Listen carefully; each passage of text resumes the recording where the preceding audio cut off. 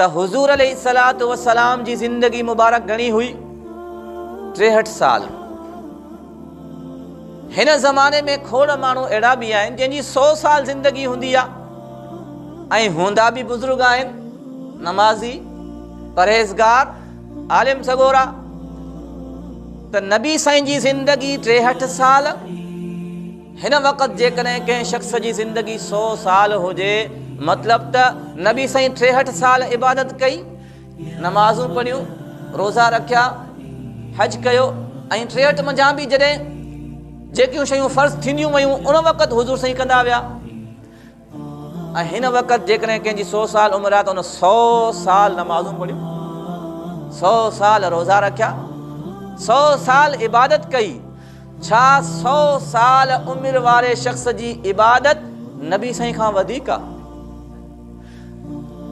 नबी साईं जी उमिरि घणी आहे? 63 साल। नबी साईं 63 साल नमाज़ूं पढ़ियूं। हिन वक़्त जो मुसलमान 100 साल नमाज़ थो पढ़े। 100 साल वारे जी नमाज़ वधीक या नबी साईं जी वधीक? अक़ल, जेकॾहिं अक़ल विढ़ायूं त अक़ल छा चवंदी? 100 साल वारे 100 साल इबादत कई आहे।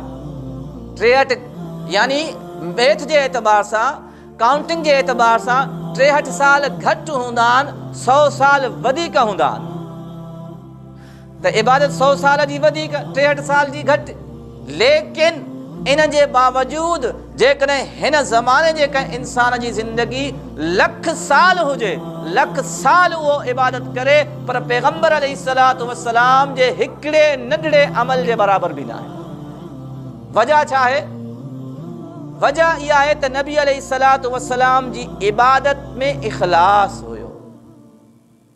जेतिरी शिद्दत सां, जेतिरी तड़प सां, जेतिरे इख़लास सां काइनात जे सरदार सोने मोहम्मद इबादत कई आहे, अॼु जो कोई बि मुसलमान उन इख़लास ऐं शिद्दत सां नमाज़ नथो पढ़ी सघे, उन शिद्दत सां इबादत न कंदो, भले 100 साल जी इबादत हुजे।